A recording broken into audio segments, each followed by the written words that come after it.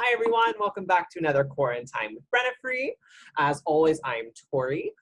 Today we are talking about Hamilton the musical. This is a re-recording as we initially intended to have this before the July weekend, but we had some technical difficulties, womp womp, and then schedules and such. So here we are again, re-recording. Very excited to talk about it. My share of the week is my little Palmon. I love her very, very much. So I've always, we have this running joke with Brennifry that of the Destined, I'm Mimi, right? I have the Precious Sincerity, I have Palmon, and so Jen, I think it was for Christmas, got these little boxes. They were little grab and go boxes, I think from Hot Topic, she said. And they were a random Digimon plush inside. And I opened it and Palmon was in it. And I'm like, see, it's a divine sign that Palmon belongs with me. So that's my little story about Palmon, and I love her. And I mean, she turns into Togemon, who's just a dork, and then Lilymon, who is gorgeous. And I love her. As far as my week goes, nothing nothing too crazy. Literally everything has happened to me this week. My cousin got married. She had a drive-through wedding in Vegas.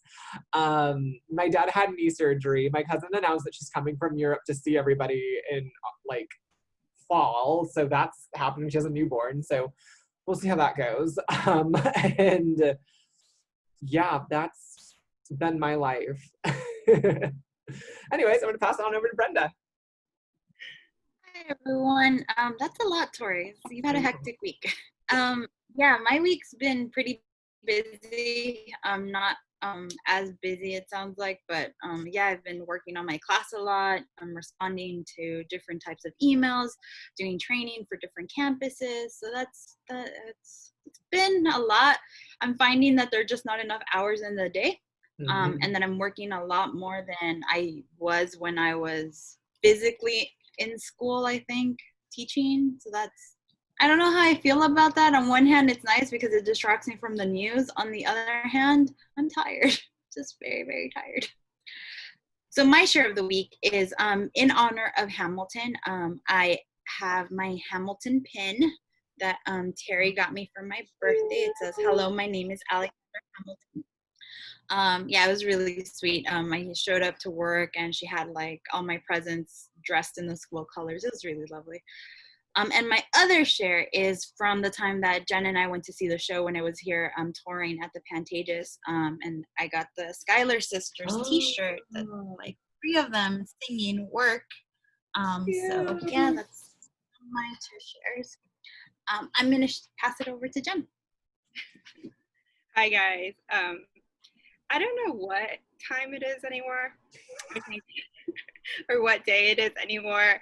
I solidly now wake up at the same time, no matter what day it is, weekend. So that kind of sucks. I want to sleep in on the weekend. So I've been getting up really early on the weekends now. I mean, I stay in bed. I refuse to get up. But, time is weird in quarantine. Similarly, though, I also don't recall anything I've watched this week, even though I have my TV constantly on. I think I managed to get through most of the Proud Family on Disney Plus. I wanted to go back to it. It's something I really, really loved when I was growing up. I think I had to make the hard choice of watching the Proud Family or Pokemon or something, and I ended up prioritizing Pokemon. But the Proud Family I love it still. It's really funny. I'm happy. I think it's getting rebooted, I want to say. Oh, is it really? Or people are asking for it to be rebooted. I'm not sure. Something of that line. I remember watching that. A lot of K-dramas as well. It's Okay Not to Be Okay continues to be really great. Just artistically, the animator, there's an opening sequence that is always adjusted, and the animator for that previously worked with the director in the previous drama, but he's actually composing all the claymation and all the little fairy tale books, the Korean fairy tale books that the main character is supposed to have written. illustrating all of that. So he is actually going to make all of those illustrations available after the drama is over. So I thought that was really cool to see like this blend of fiction and reality happening. And they're all kind of this, if you were into like Tim Burton kind of style gothic illustrations and fairy tales, like these are the type that he's producing for the show. So it's really cool. Was It Love also premiered, which I'm gonna say I love Song Ji Hyo. She's one of my favorite actresses because I love Running Man, and I'm a fan. She's not the strongest actress, but whatever. I'm still watching it to give her ratings because I love her so much.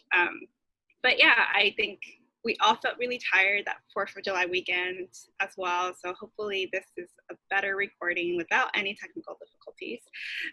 My share of the week is this. Look how cute! This is it a scooter or a moped? It's a scooter. Oh, cute! I love it. This is it was a gift from Brenda and Terry. They had the opportunity to go to Comic-Con last year, and I am notoriously terrible to buy gifts for because I buy things myself. But they ended up getting this because I think they kind of knew that I wouldn't get it myself. And so this is actually part of DC's line in partnership with Artist Alley Artists. So this is actually a work from Christy Zulo, I want to say is her name, and she produces a lot of fan art for DC. And she actually DC partnered with her to release this line. So there's a bunch of these like figurines, Batgirl, Supergirl, Wonder Woman, and Hawk Girl are available. So this is really, really a neat treat. And I love this line because it's in collaboration with Artist Alley Artists. Does the wheel spin on her scooter? No. Okay. I was wondering like if she was gonna be sliding around your desk or not. No, she's just kind of positioned on my desk. Cute, though. I love her. Yeah, and I think it's a really nice, I love that collaboration. It's a really nice way to highlight work that's not, necessarily part of that DC main line, right? And it's part of like the smaller community. Obviously, she's getting a ton of work after this, right? But I really enjoyed this. I really love that collaboration. You get something new and different. And there's a lot of different collaborations out there happening right now. But that's really cool. I really love that. And I want to get eventually Supergirl as well. Oh. Yeah, I love Artist Alley stuff. I have a poster on my wall, art piece on my wall rather, of Jen actually recommended it for me. She saw it at WonderCon a few years back. It's Sonic the Hedgehog and a sprinter's start getting ready to run, and he's about to race Flash and Superman for fastest man alive. And I love it so much because Artist Alley's so great. It really is. So, we wanted to record this just, after 4th of July, because, Hamilton just premiered on the Disney Plus app on July 3rd, and it was a momentous moment for everyone who loves Hamilton, and we especially wanted to record this session because we have a super mega fan among us, and that's Brenda here. So I want to start us off, as we always do, with what are our first impressions about Hamilton, and maybe we have Brenda start off because she's the fan. She's the stan. She's the fan of this franchise.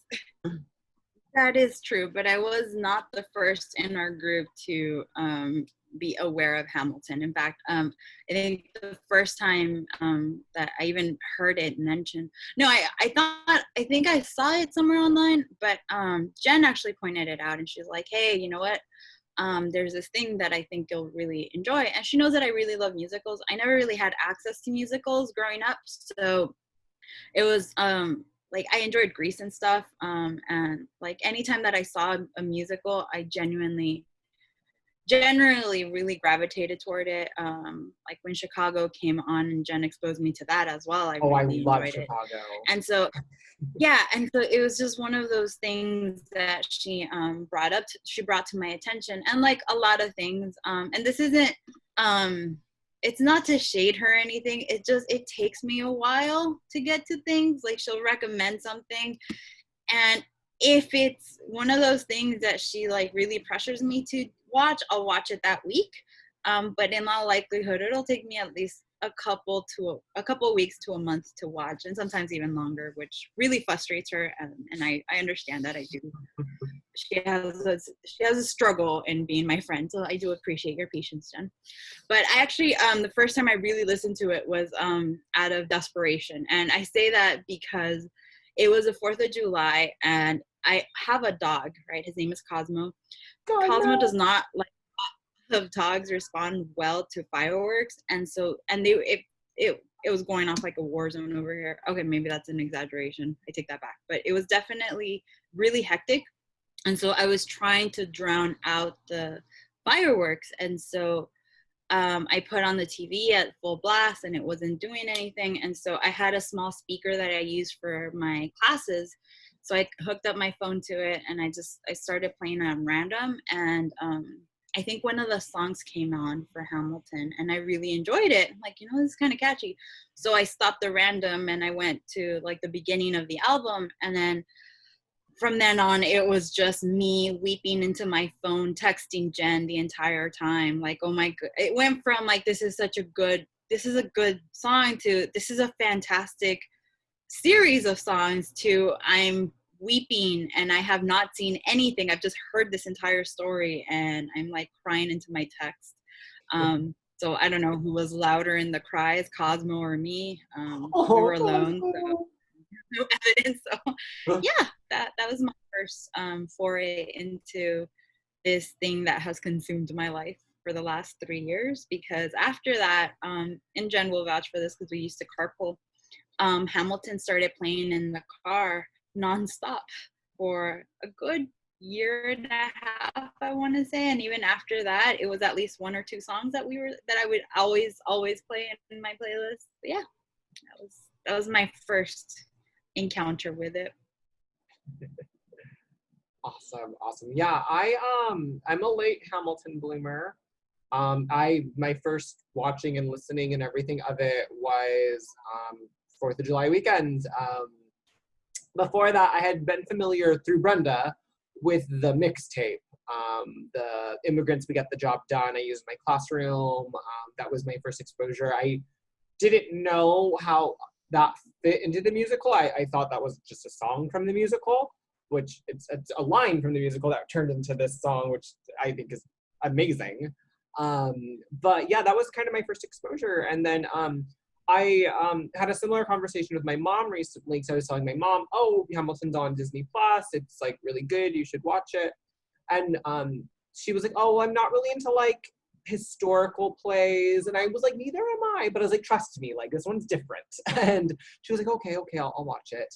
Because that was one of my things for a while too, was I was like, oh, I don't know that I really care to like see the historical. Like, I like my fantasies. I'm Pisces. Like, I stay in my fantasy world and I don't like to come out of it. Like, I don't want to see real people do real things. But I ended up loving it. Like, I thought it was great. Despite me feeling going into it, like I wasn't genre matched with it, like as in terms of as what I like. I ended up really liking it. So if you're on the fence, definitely go see it. I really enjoyed it. Yeah. Brenda sort of gave a little introduction to how I was exposed to it.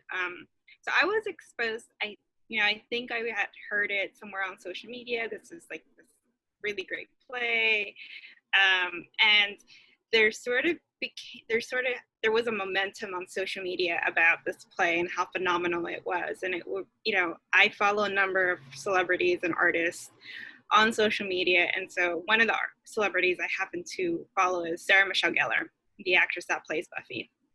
And she had taken her daughter to see Hamilton, and she was listening to the soundtrack, actually. She eventually took her daughter see Hamilton. And she's like, this is fantastic. You should really, she played a little clip of it. And so I was really interested by that.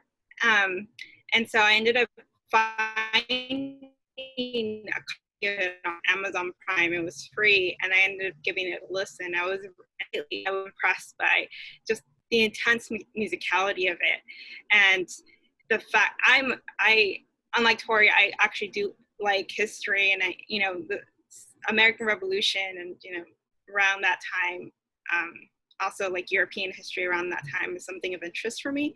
And so I really enjoyed this like take on the American Revolution, and I really enjoyed that blend of just music, of history and music together with this like fresh like hip-hop beat. And then the more I read about it, like how it had like a largely BIPOC cast, the more intrigued I was by it. And I knew immediately that this was something that, while I liked, Brenda would love. And so that's why I encouraged Brenda to really go and listen to it. And obviously it took like about a month, because anything I recommend takes about a month to a year for her to watch. You get around to it eventually. And then she stands it, right? Because I remember recommending Pose back in season 1, and she was like, oh yeah, I'll totally watch it.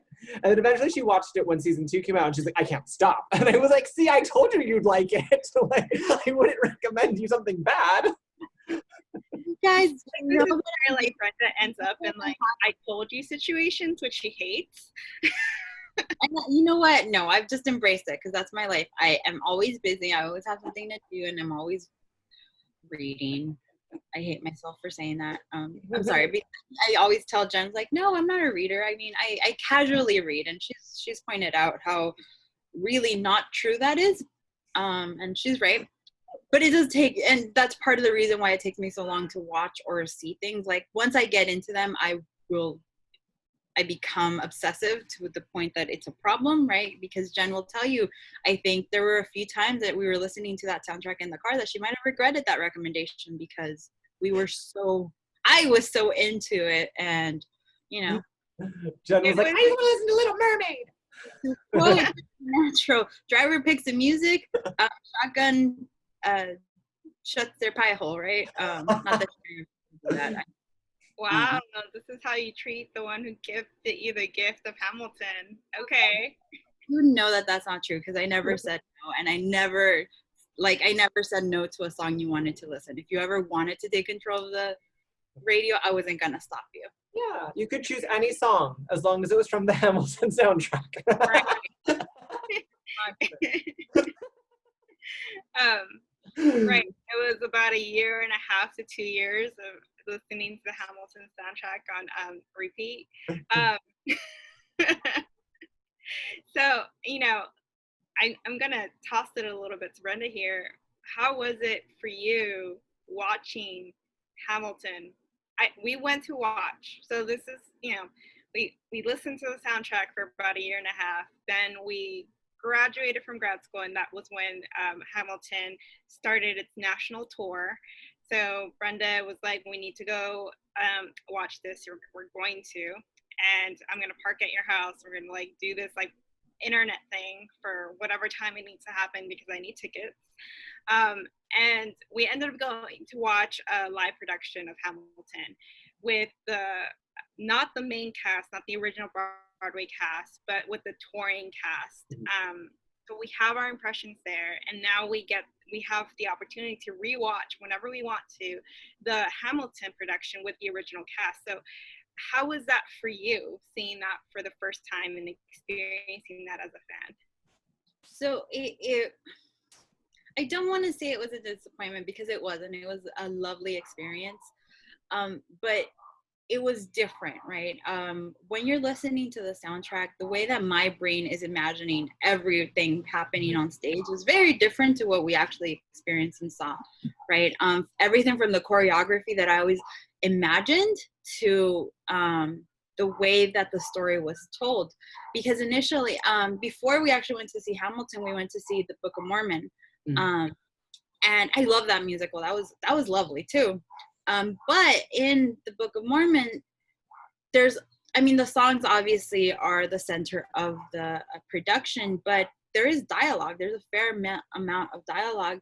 So when we went to see Hamilton, I was expecting to see some sort of dialogue, right? And I was really excited about that because I'm like, well, this is the story I'm getting through the music. I wonder what story I'm missing. And then there wasn't, right? You go from one song to the next to the next. And it took me a few minutes to be comfortable with that. But once I was comfortable with it, and Jen could vouch for this as well, because I just started crying, which is a good thing because I didn't do my eye makeup all that much that day because I figured I would be crying. But it wasn't like I was an ugly, I wasn't like a makeup disaster, thank God. But yeah, it did definitely take me a few minutes. The one thing I will say that really took me by surprise was the John Lawrence scene. And even on the rewatch right now with the original Broadway cast, I forgot about that scene altogether because it's not part of the soundtrack, right? It's such an emotive, powerful moment that it wasn't included in the original soundtrack.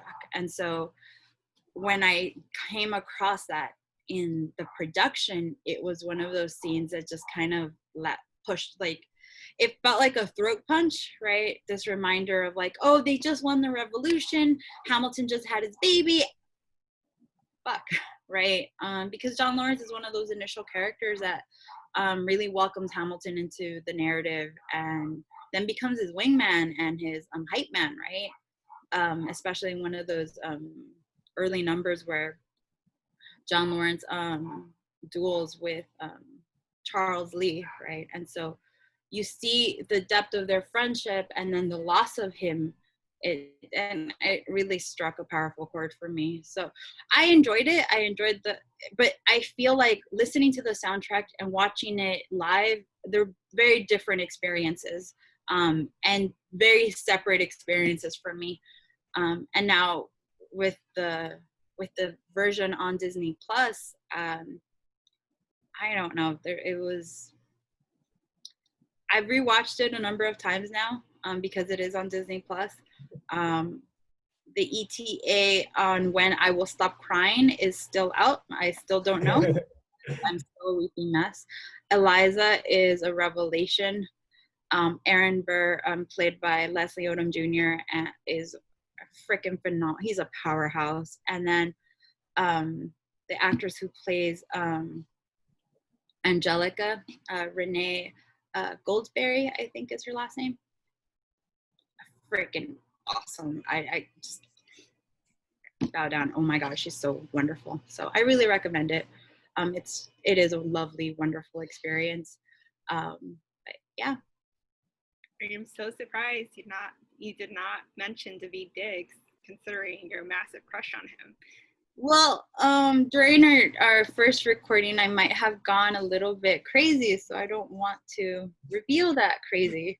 But yes. Doesn't want to get a cease and desist from him. Right. Like, look, he mailed me, guys.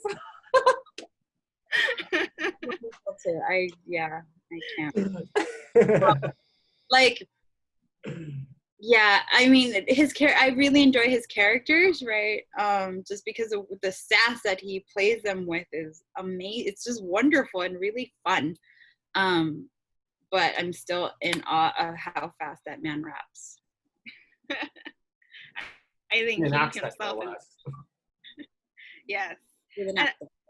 Right. And, I think there's a lot to talk about, right? Obviously, there's, the music component, there's the actor component, but, I kind of want to recenter us and maybe refocus us on just something that, like Brenda implicitly brought up, right? We are exposed to a largely BIPOC cast by design.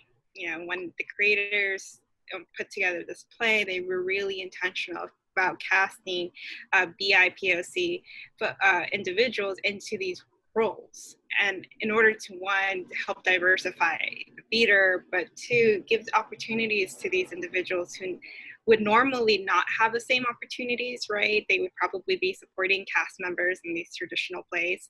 And so what effect did that have upon us seeing a largely BIPOC cast on stage, riffing off and doing all these amazing things with their singing abilities and rap skills and dance abilities. Yeah, I didn't realize it at first when I was watching. I was like, oh, okay, cool. And then like it kept going, like more and more characters even introduced, and I was like, huh. And then at one point I was like, oh, my, this is a full like minority cast.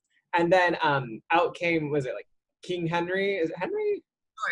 George, sorry.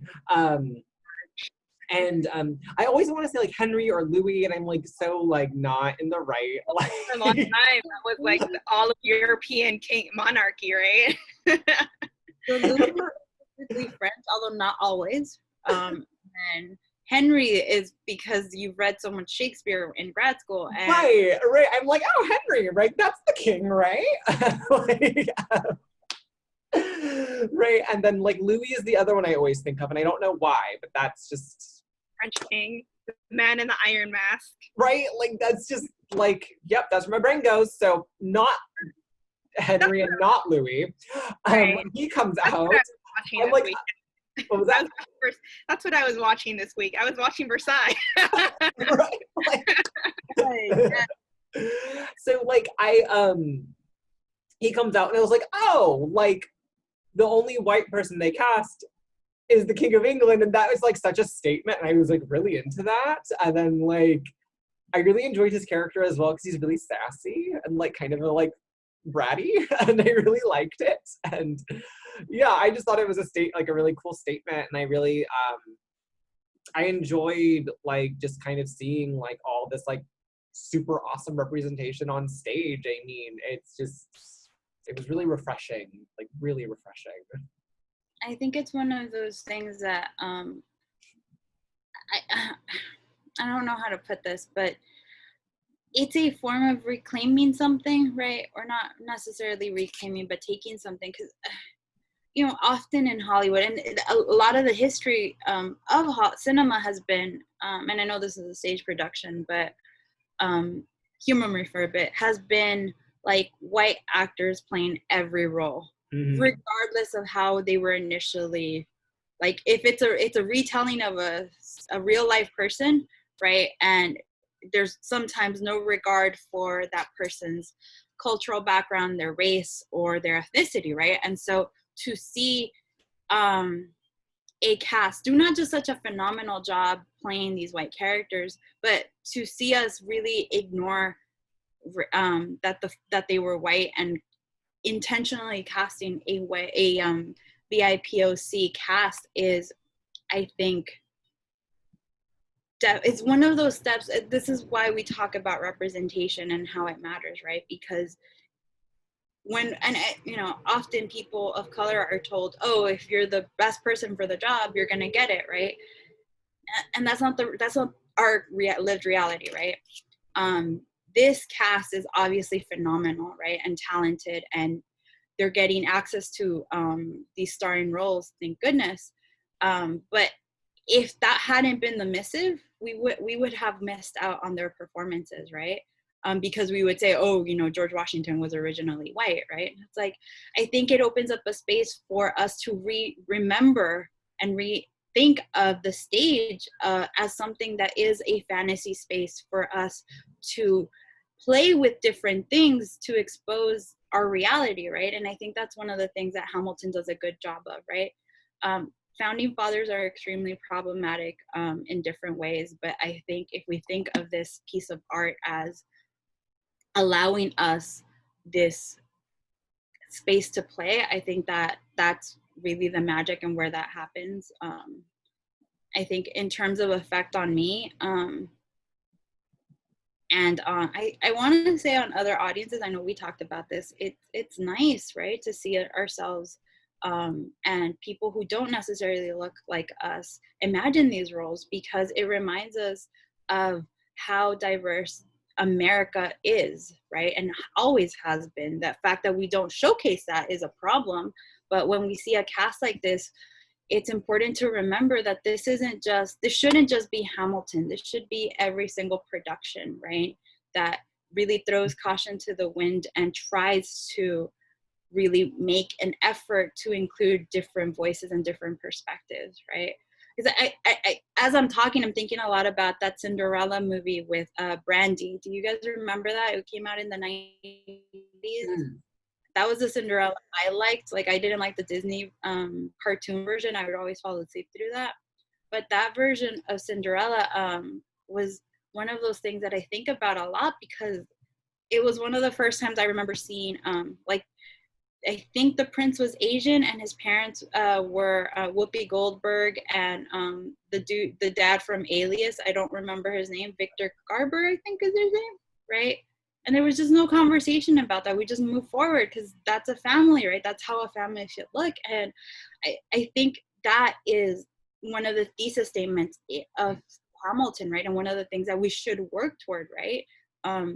We talk a lot, like the three of us talk a lot about normalizing, right? I think that that's one of the things that this production does a really good job of. Right, because I think about like when Little Mermaid's musical came out back in like what, 2007, 2008, around there. And I remember it being praised for having such a diverse cast, but the diversity wasn't in the main characters, right? It was like this, like you said, like Jen had said at the beginning, the side characters that we're getting. It was her sisters, it was King Triton, it was like all these other people were people of color, you know, BIPOC even, but not necessarily, Ariel was not herself, right? And I don't think Eric was either. But yeah, and it's just really powerful to see main characters getting this, right? Specifically main characters, right? Because so often minorities get shoehorned into, like, you know, the best friend, the villain, the side, the support, and it's nice to see them shine.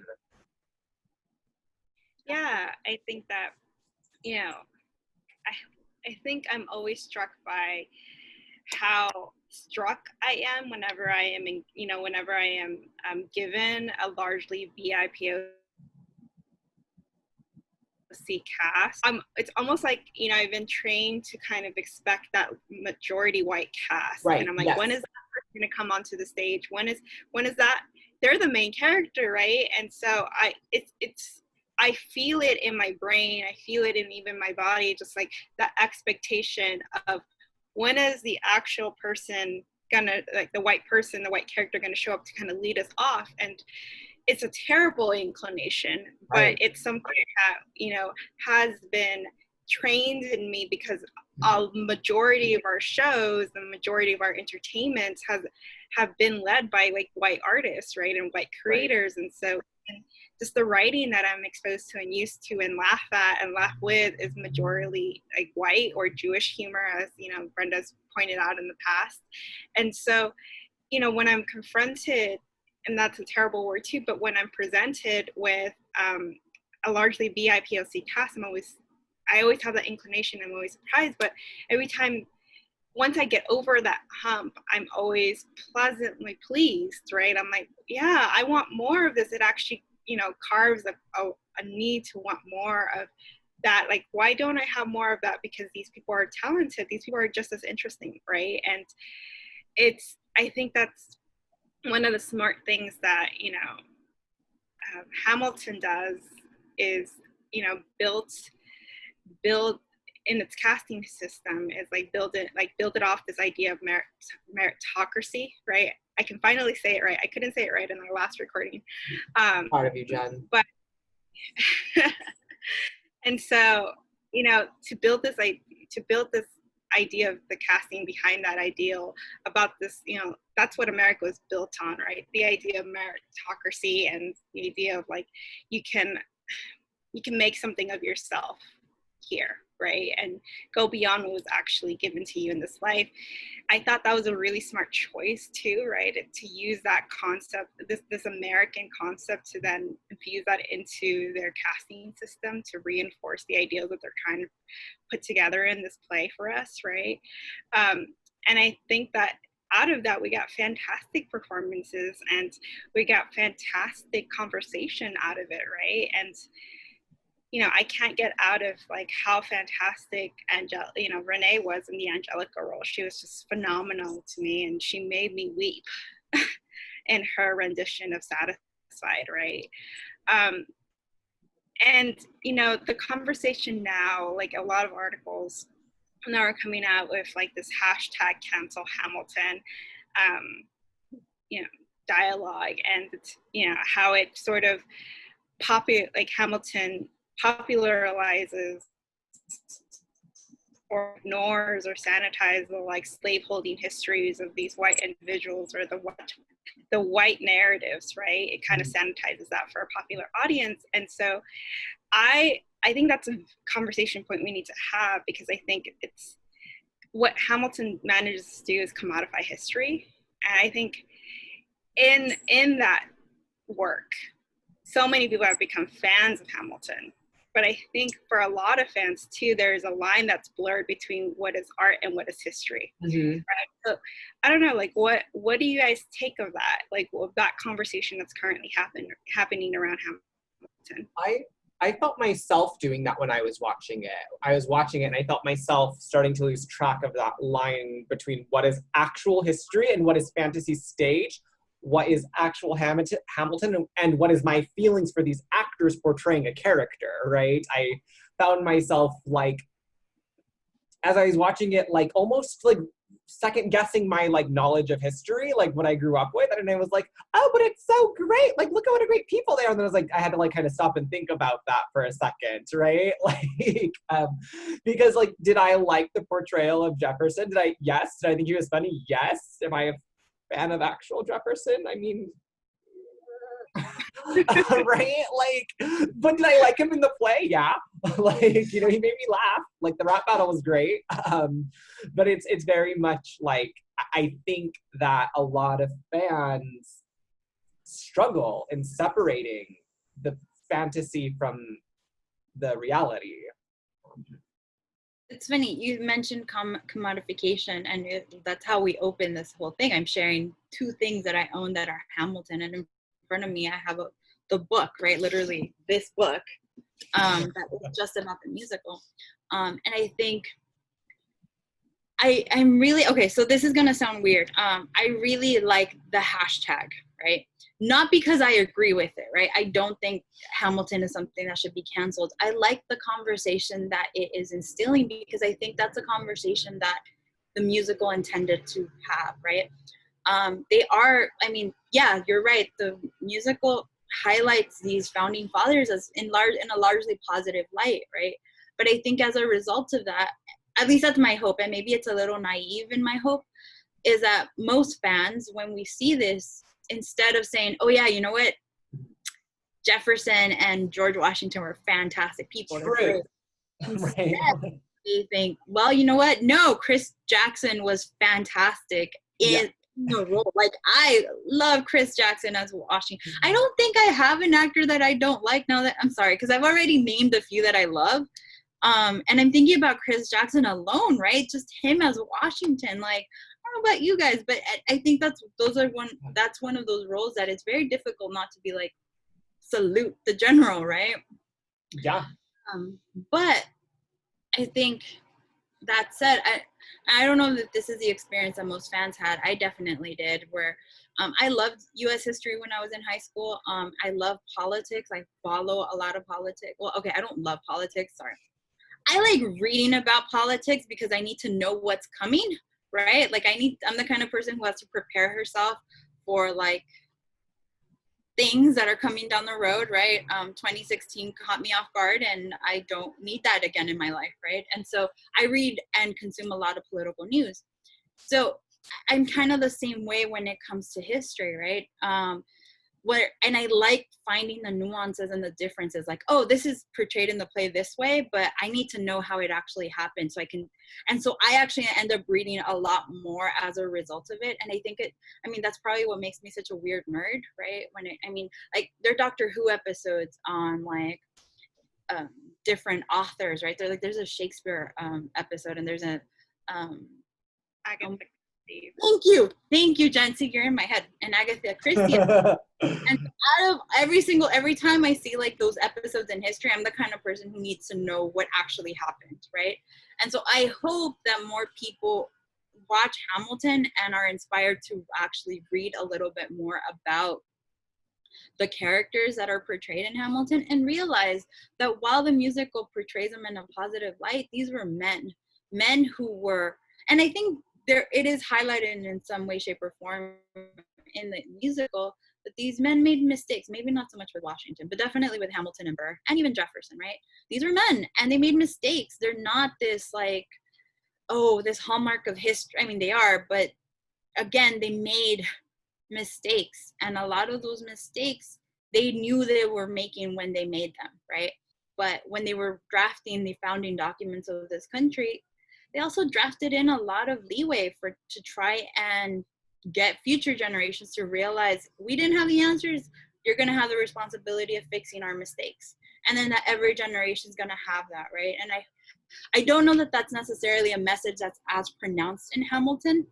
I do think when he's talking about his legacy, he like there's a line in there that he's like, what is a legacy, right? It's more like, what impact am I going to have on America, right? And I feel like, and maybe I'm in the minority in this, I feel that that's actually a call to action of the show, right? It's not necessarily what is Hamilton's legacy, right? Rather, it's asking us to think about our own legacy and what we are going to contribute to our community, to our group, right? Whatever legacy it is that we want to have as viewers and as participants in America, what is it that we want to leave behind, right? Because all we can do is plant seeds, and we're never going to see that garden.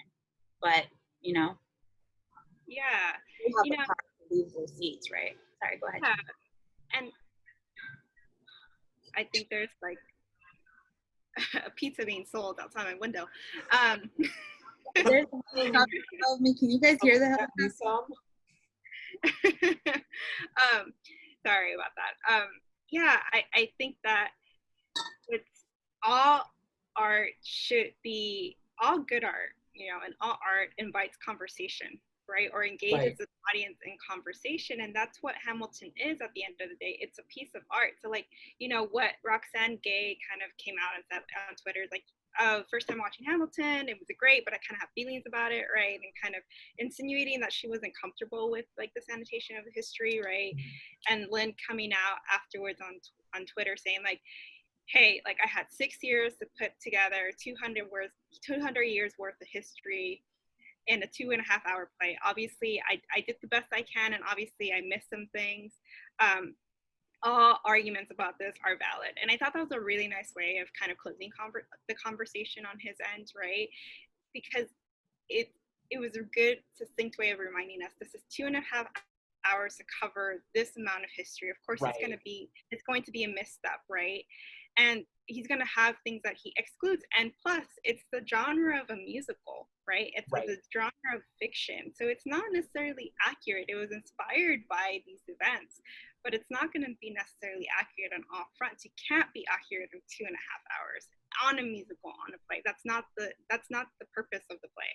The purpose is to invite conversation for further research, right? And my argument then becomes like, what if we should take Hamilton to task about like some of the things that it ignored. Obviously, like it didn't emphasize the slave holding tendencies of these individuals enough. There was a couple of lines, right, in the rap battles that did allude to Jefferson holding slaves, right? But what piece of historical fiction doesn't sanitize history? I remember growing up with these founding fathers and having the media make them seem like larger than life figures. Thomas Jefferson was always portrayed in a positive light. George Washington was always portrayed in a positive light. HBO had a recent, not a recent, but wow, it's been a long time, like a decade old, maybe more than that, miniseries on John Adams, right? Oh, I vaguely remember this, yes.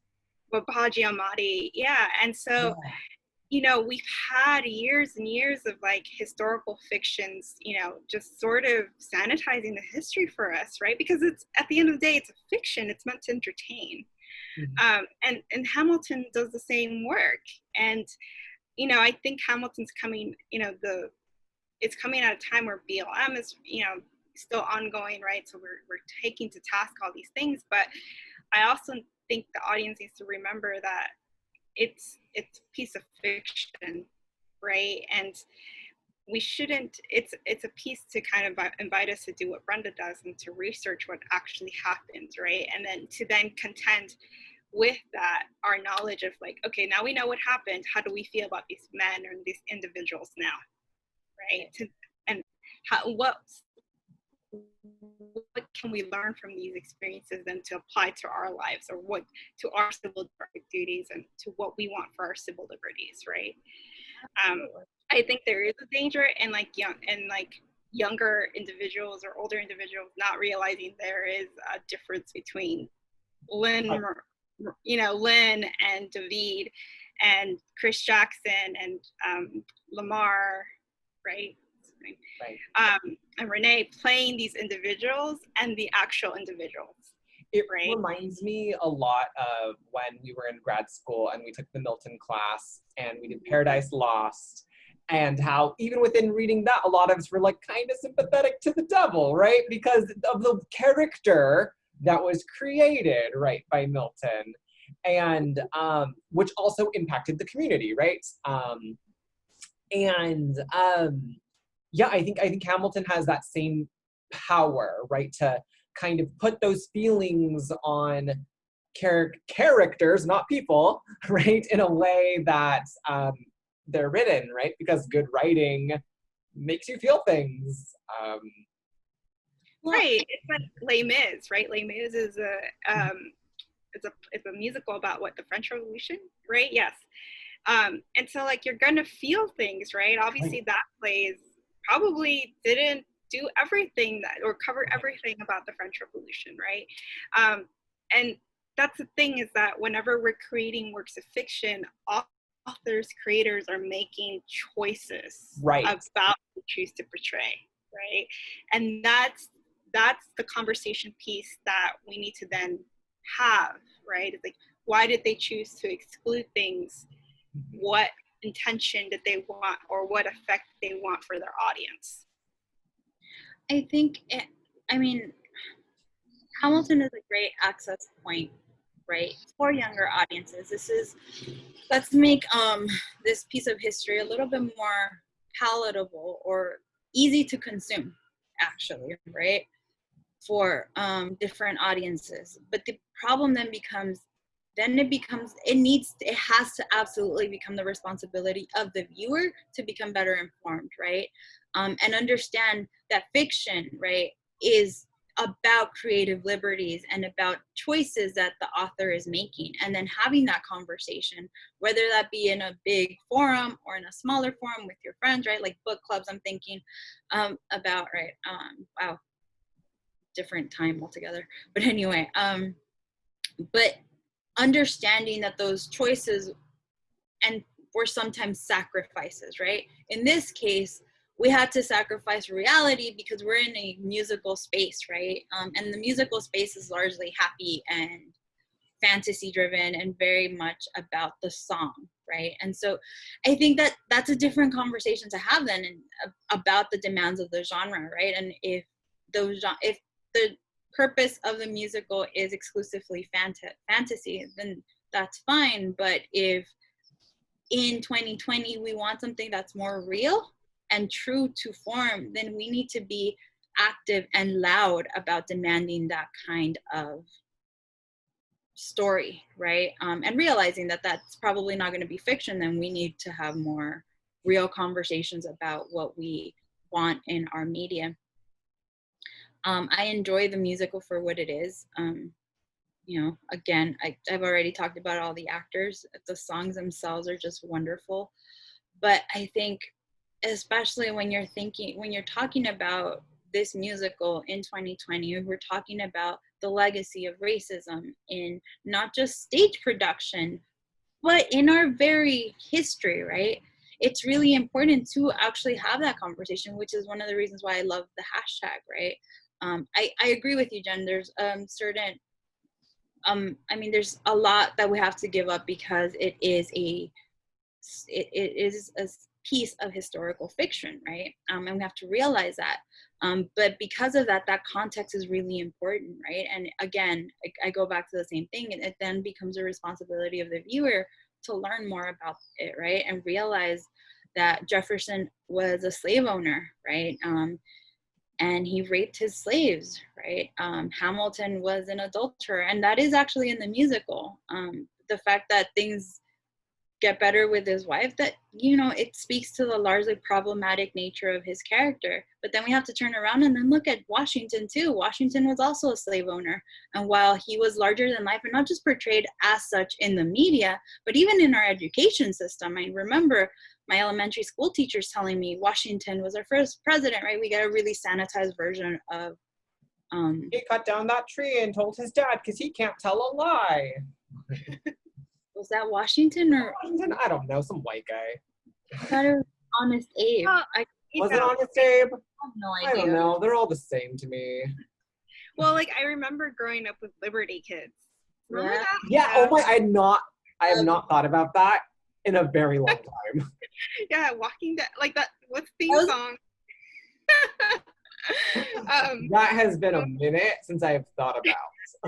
Well, like someone look up the lyrics for the theme song, because I remember loving the theme song.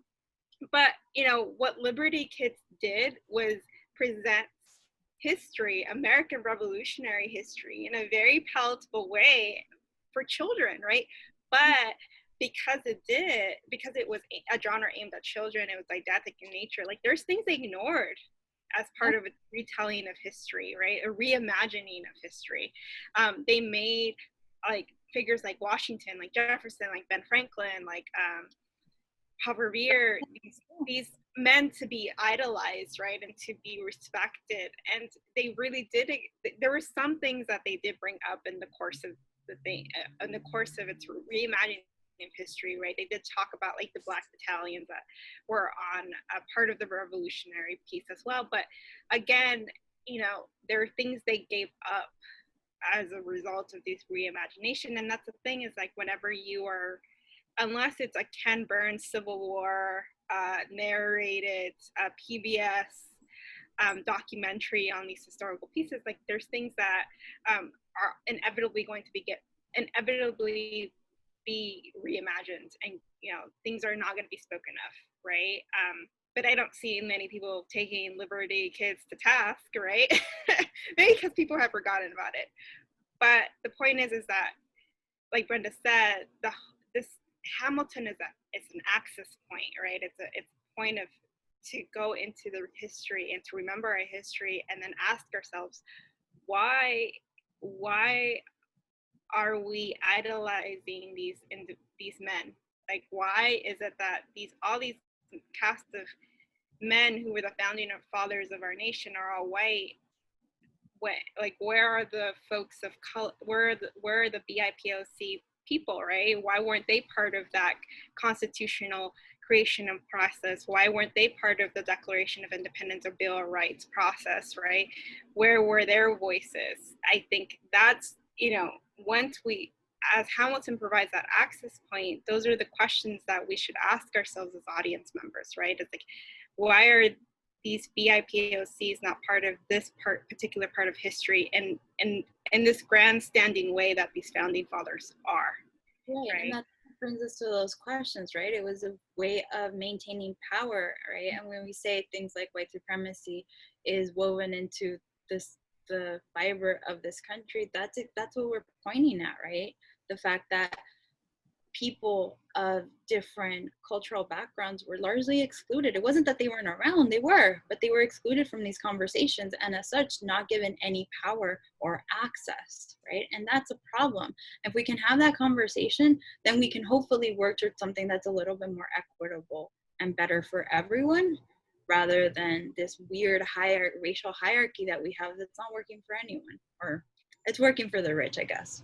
Right. So I think the extension of that point is that, you know, Hamilton being available on Disney Plus now, you know, widens that access point for a lot of individuals. Like, what do you guys think about that in terms of access, in terms of just audience reach, and what do you hope that will inspire or do for individuals?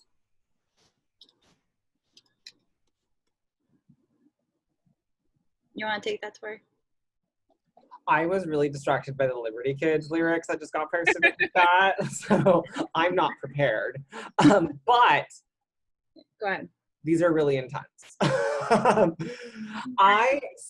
So growing up, right, I really liked theater. My parents liked theater. My brother liked theater. We loved musicals. We loved Cirque du Soleil, all of that. And we'd every 2 years or so go to Las Vegas and we see a show, and it was like our family trip. And I love that Disney Plus, like it's like what, $8 for Disney Plus? I love that you can see a Broadway show from the front row for $8. Like that is like amazing. Like I just think that is so awesome. And I'm really hoping it opens these floodgates to like just really like, because I mean Disney owns so many of them, right? Like to just really just dump them all in, right? Because I really want to see like more, and there's a lot of ones that I missed because my parents couldn't afford to take me to see the Little Mermaid one, which I wanted to see so bad because she had Heelys and I was obsessed with Heelys. And right, like, because you can like roll around. But like I think about that, and I remember Jen saying that the creator of Hamilton couldn't afford to go to the theater to watch musicals and had to resort to listening to them, the soundtracks. And I just feel like there's so many kids now that are able to see it, right? Like they don't have to resort to, and there's nothing wrong with resorting to just the soundtrack, but like it's really powerful to see these things like on stage and up close, like and not in the nosebleed seats, right? Where you have to look on the screens on the side, right? Because they're zooming in for you, right? Yeah, I'm very for it, and I really hope that Disney puts all their other musicals on there. Like I want to see Lion King. I want to see like I saw Lion King as a child, which I was obsessed with. My grandma took me.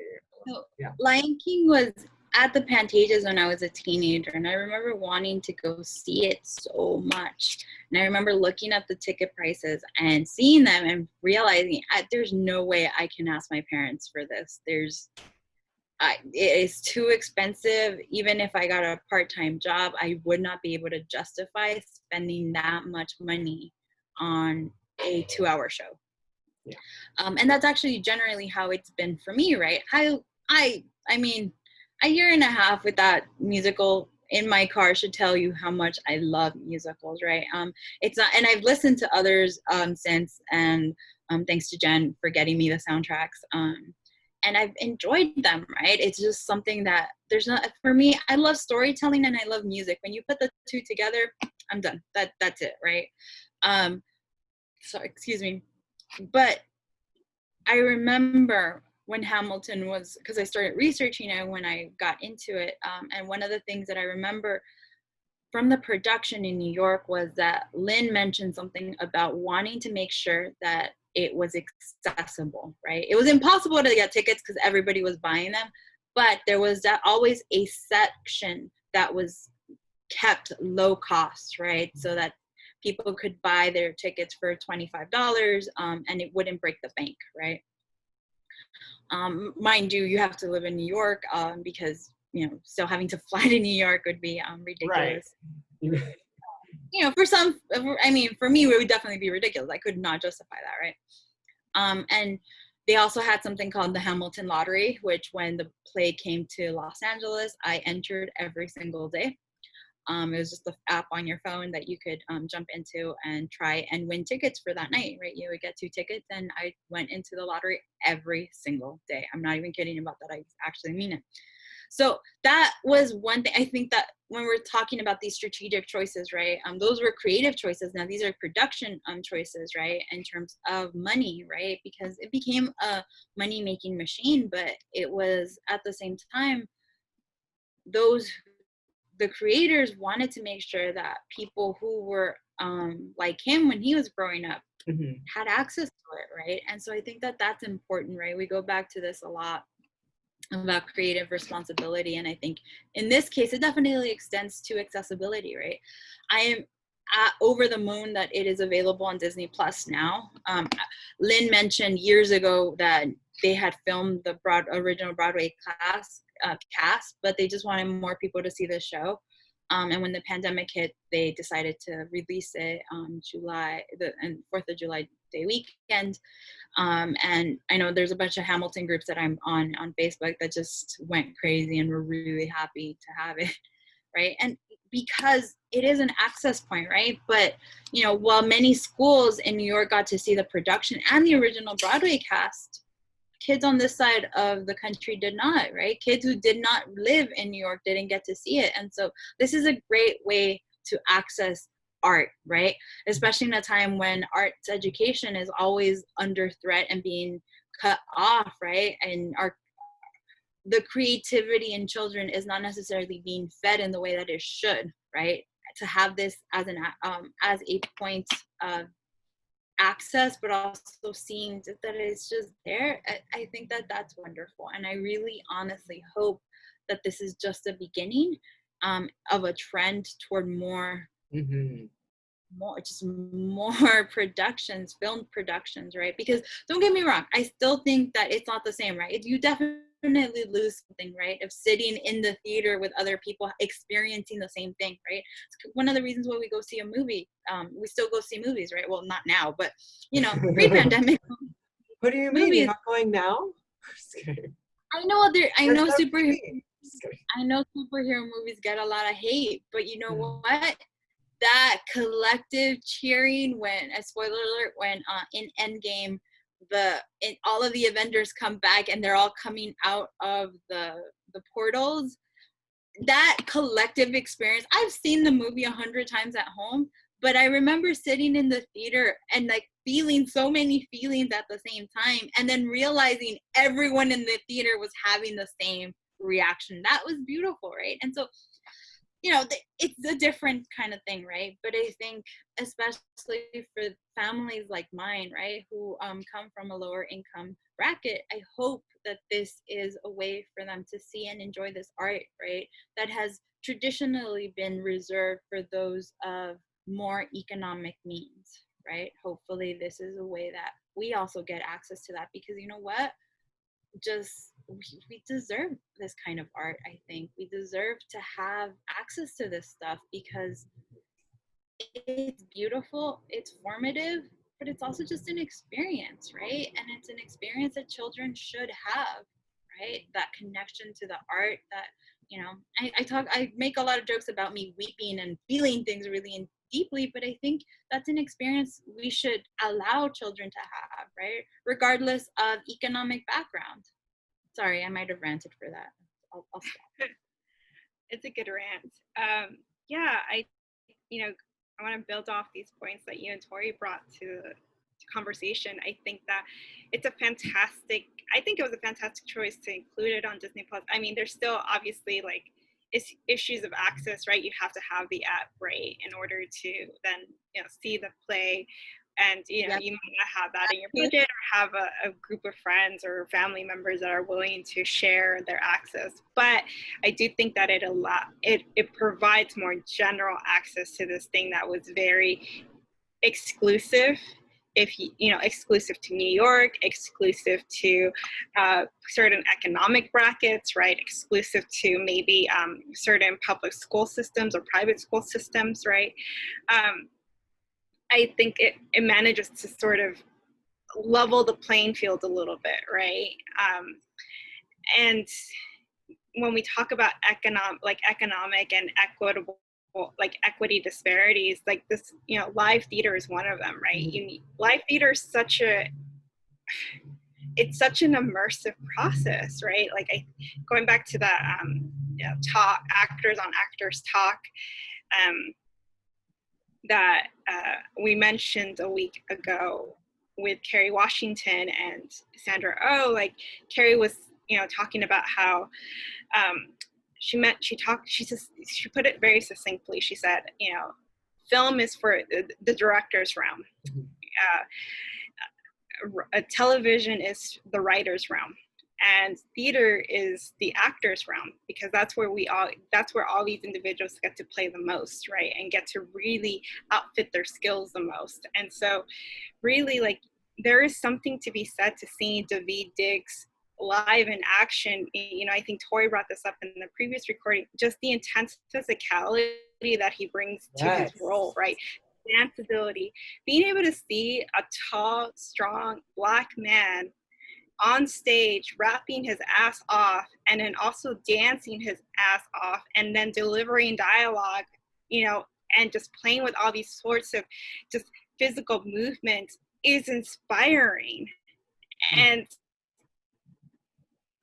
it provides a visual point for younger Black males to see, oh, like I can do that too, right? To you know, I think that's an important thing to see too. And you know, what I love about the fact that it's on Disney Plus now is that more people get to see that, right?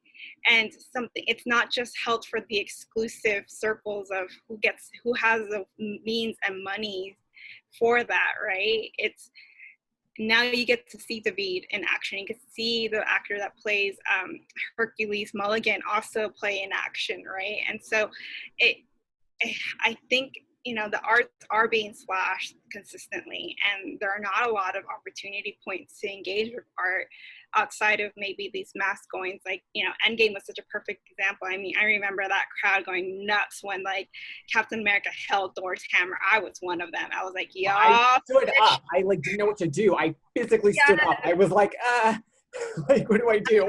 I remember saying to Brenda, "Yas, bitch." Every time it happened, it was such a reaction. Yeah, but you know,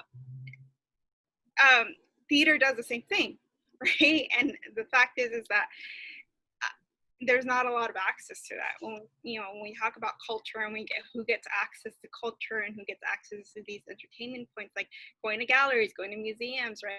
Like I only got to go to these museums because my school arranged field trips to these things, right? I would have never been exposed to spaghetti otherwise. I would have never been exposed to other live plays otherwise, right? But it enriched my education because I got to experience things outside my own lived reality, right?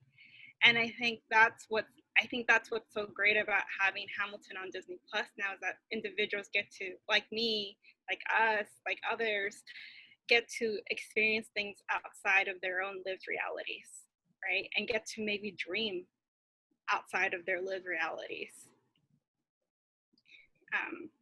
But yeah,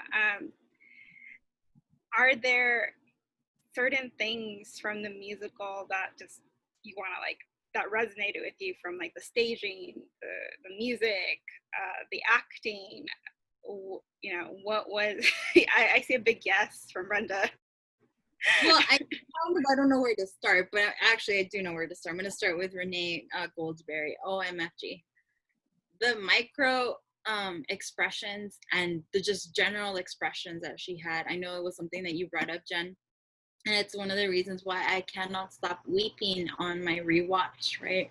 Don't get me wrong. Philip Basuda has the same, well, not the same, but has a similar effect on me.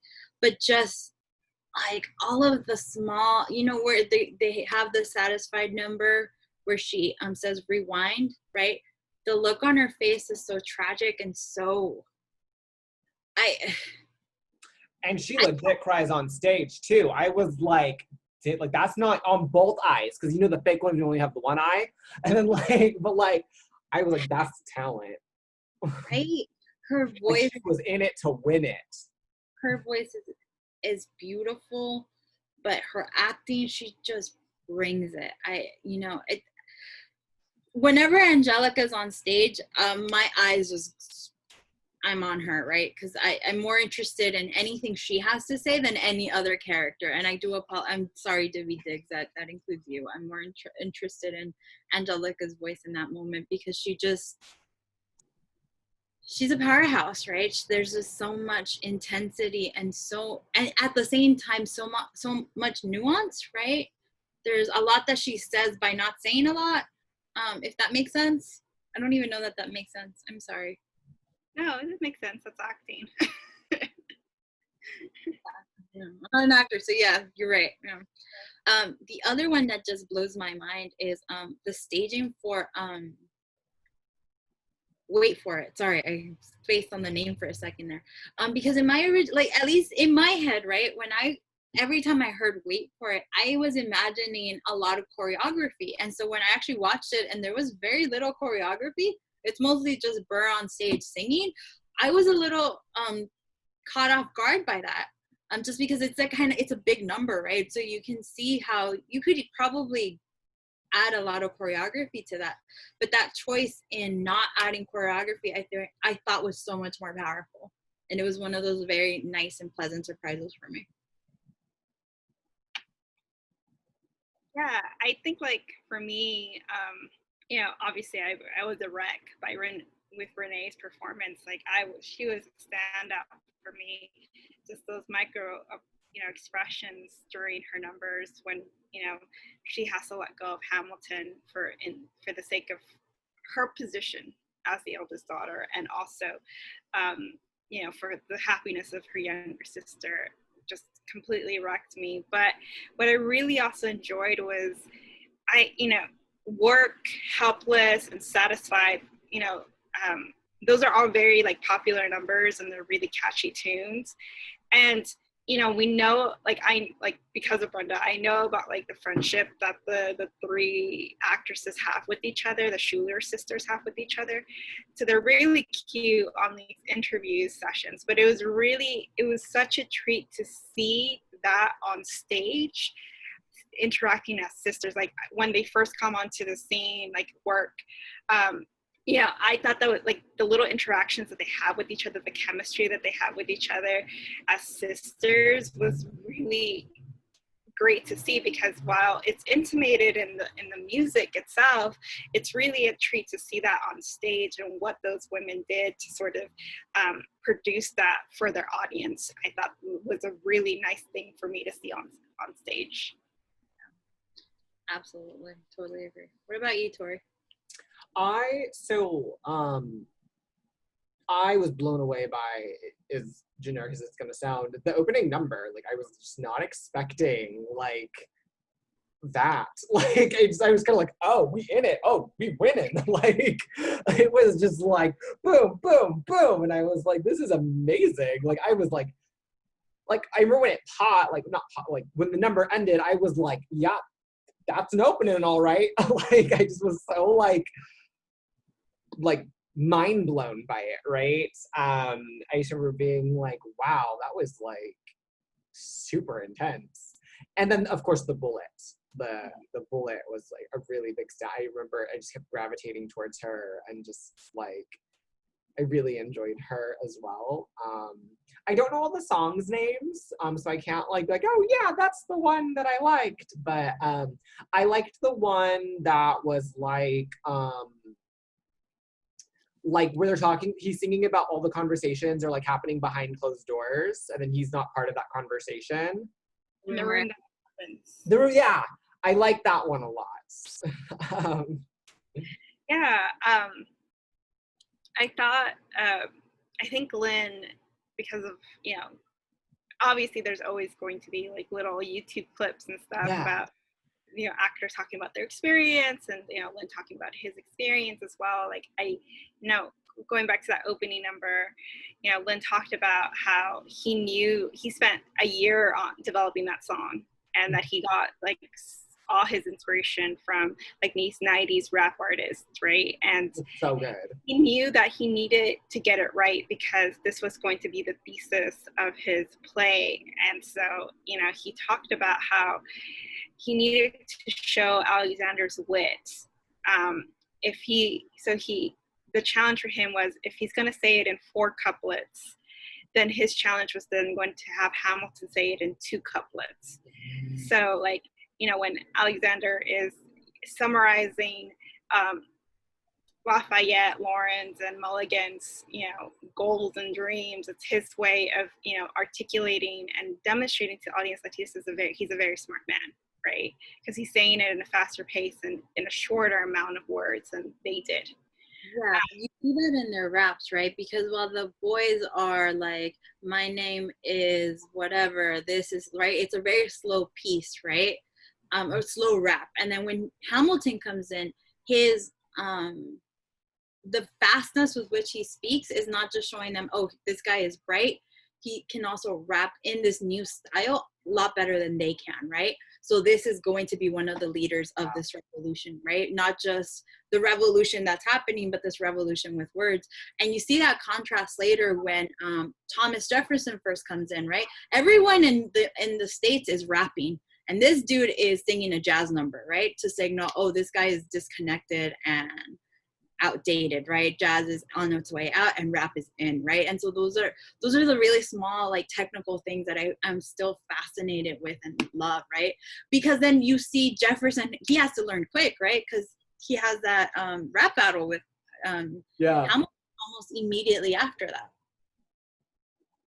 Yeah, and that's one of the things, like, I appreciated, like, Lynn articulating that process of how much time he had to spend on that one song, right? Because I think, one, it's a good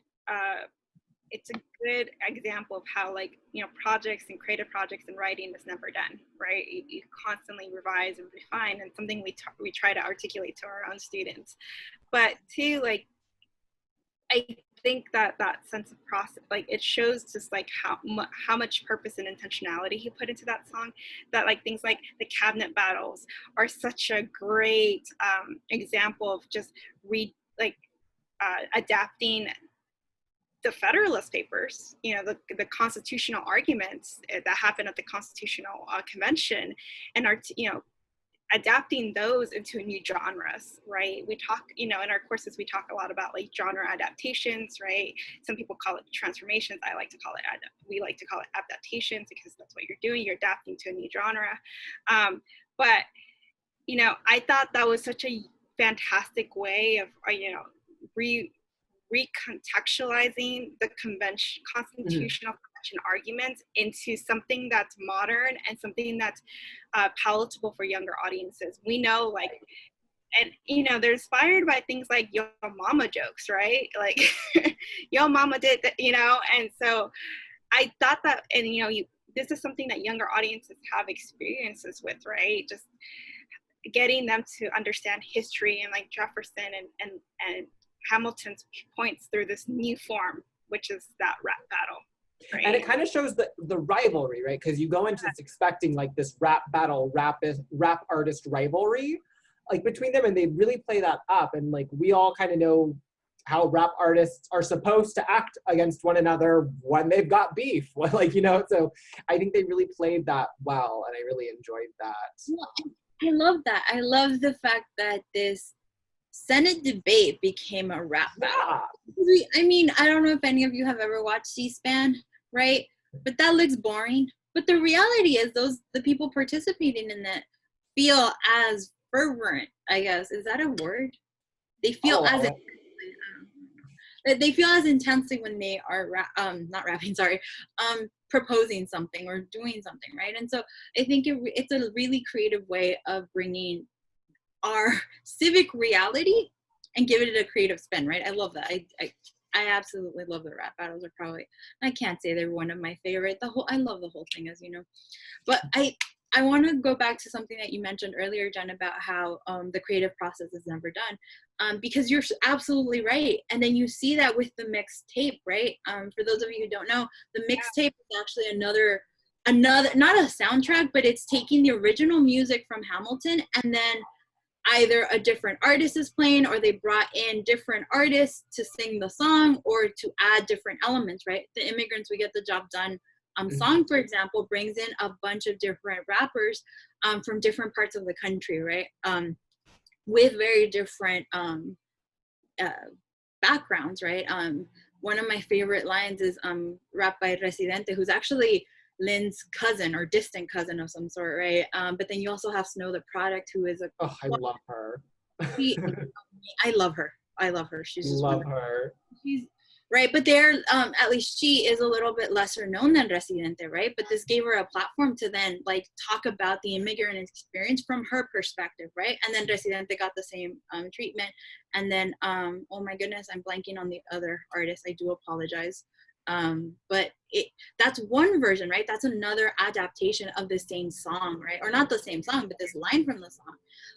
And the thing about the mixtape is that we also get a glimpse of a few songs that did not make them their way into the musical, right? So there's actually a few where there's one where they're talking about slavery, right? And it does become it's the focal point of the rap. And then there's another one where Hamilton's just talking. I don't actually remember what he was talking about, but it shows you. I actually listen to the soundtrack a lot more than I do the mixtape, but I do the mixtape. But even like you get other songs and you get other characters like John Trumbull, I think was one of them. I don't remember, but there's just, it's interesting. I think it speaks to and it's what I like about that mixtape. Yeah, I'm sorry, I didn't mean to cut you off. Go ahead. Oh, what I said, I was gonna say, like, what I liked about that mixtape is that it furthers that conversation that Hamilton starts, right? So like when we were talking about earlier about how conversation is Hamilton is an access point to begin that research process and that conversation point. That mixtape is a direct result of that conversation piece that Hamilton brought together and brought to our front, right? So like Immigrant to Get the Job Done is just a one-off from like that one song in the play, but it becomes its own story in this mixtape, right? It becomes a way for Residente and Snow, what was her rapper name? Product. Snow the Product. Yeah, it becomes a way for her to articulate her experience and her, history and her thoughts and opinions about, and his thoughts and opinions about immigration. Right. For a larger audience, right? And so if, that's what art is supposed to do. It's not supposed to be a standalone, let's idolize this thing. It's supposed to be a conversation point into either, or a launching point into research or other creation pieces. So if you're upset by Hamilton, then create something that articulates what you want to say about Hamilton then, right? Because then that's furthering the conversation and fleshing out that conversation. Mm-hmm. So sorry, other rappers on sorry, I had to look it up because it was gonna bother me, and it actually really bothers me that I forgot Kanon's name because I love him. But there's also a Riz MC who was featured on that song.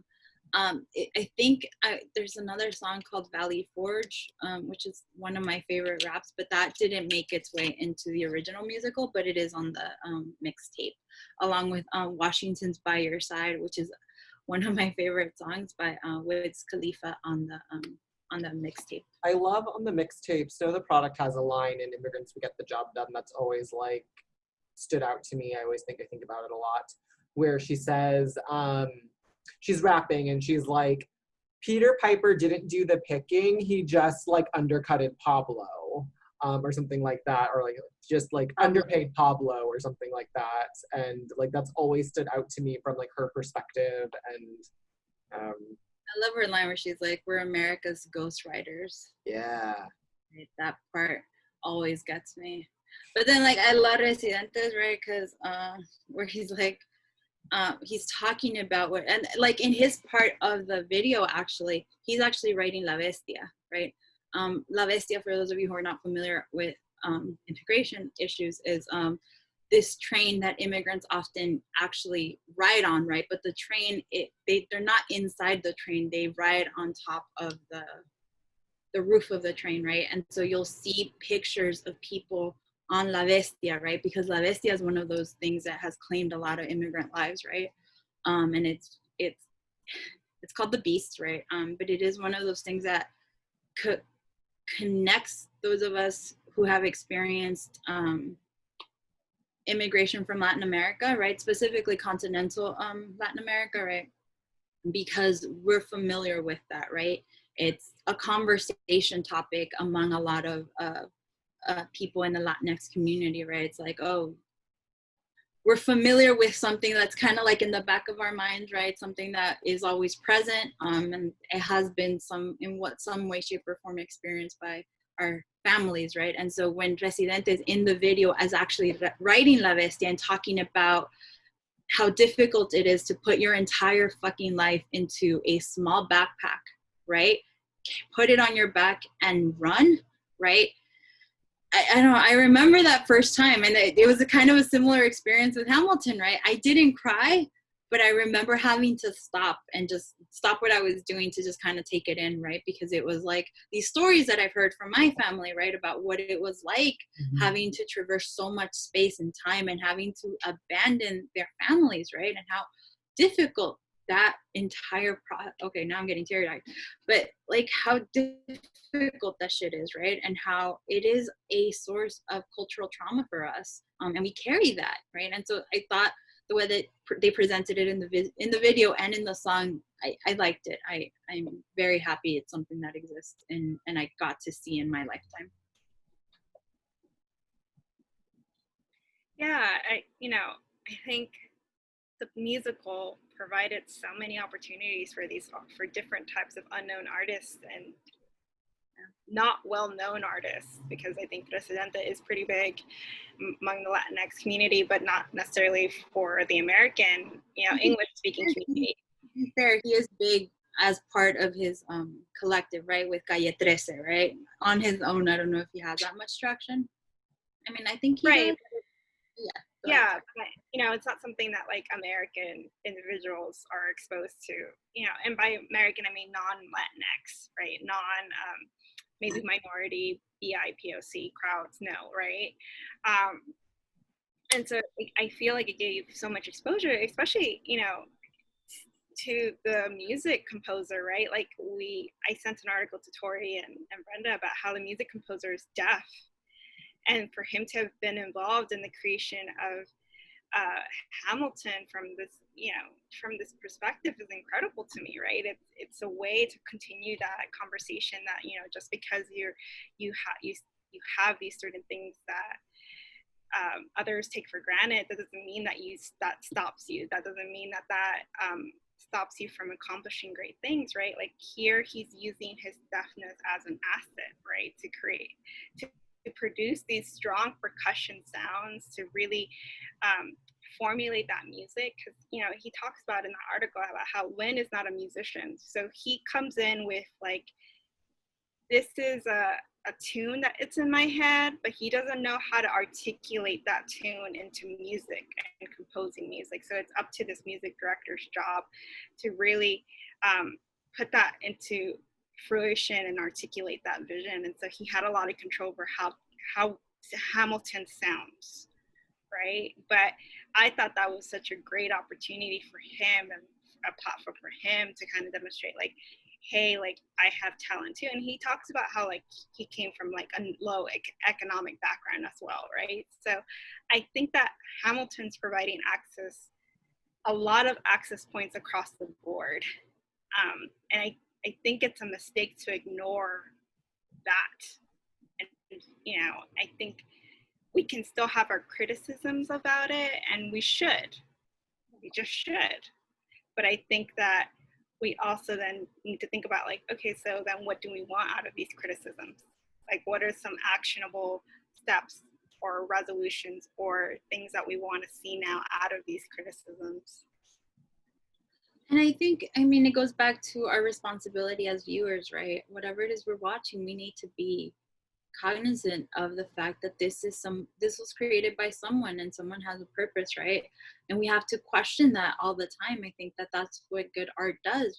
It makes us critical thinkers and critical observers, right? And so, if we're going to leave you with final thoughts, because we are running a little low on time, but ultimately, I hope that if you do watch this, and not just this, really watch, whenever you're watching something, interrogate those things, right? Interrogate what you're watching and what it is that you're consuming and why, right? What were the choices that the composer originally made, and what effect is it having on you, right? And as a result of that, then think about what the purpose of this ultimately is, right? Is it a piece that is meant to foster conversation, or are they actively trying to sell you an ideology or some idea or something, right? And whether or not it aligns with you personally, right? I do think those are things for us to think about, especially for us at least, because this month we are looking at different works of art. When I say that, I mean just like fiction, right? That are really reimagining history. And those are the kinds of questions that we're going to be asking ourselves this month when we're engaging with these different forms of art and composition. So without further ado, thank you so much for joining us this week. We'll see you next week when we are discussing Anastasia, who we think is now a Disney princess. We will have that debate for you next week. Thank you for joining us. Be safe, wear your mask, and see you all next week. Bye.